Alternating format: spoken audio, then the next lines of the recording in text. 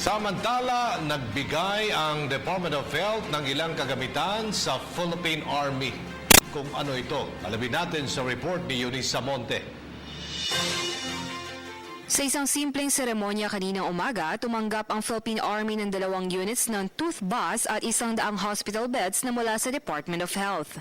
Ang tooth bus na ito ay karagdagan sa isang tooth bus ng ating hukbong katihan na nakatakdang ipadala sa Mindanao.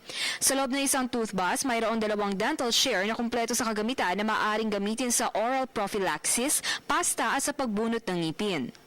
Ayon kay Colonel Estolas, ang Chief Dental Surgeon ng Army, malaking tulong nga ito sa ating mga sundalo bago sumabak sa operasyon sa field. Pandagdag sa mga serbisyo na dati nang ginagawa ng mga dental units natin doon sa field. Ang Army General Hospital dito sa Fort Bonifacio ay may kakayahang tumanggap ng 200 pasyente.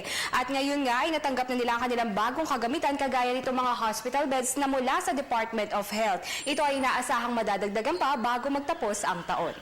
Ang ospital ng ating sundalo ay kompleto rin mula sa emergency room hanggang sa operating room na mayroong sapat na kagamitan maliban sa isang pinaka-importanteng haligi nito. Hindi kami dito kompleto sa doctors. No? Hindi dapat nga 24/7 yun, hindi ba? Ang ating magigiting na sundalo ay hindi lamang pangakbakan, ngunit tunay nga na maaasahan din sa ibang larangan kagaya ng medisina. Ito po si Eunice Samonte para sa PTV News. Hi, ako po si Aljo Bendijo. Subscribe na sa PTV YouTube channel. I-click lang ang subscribe button.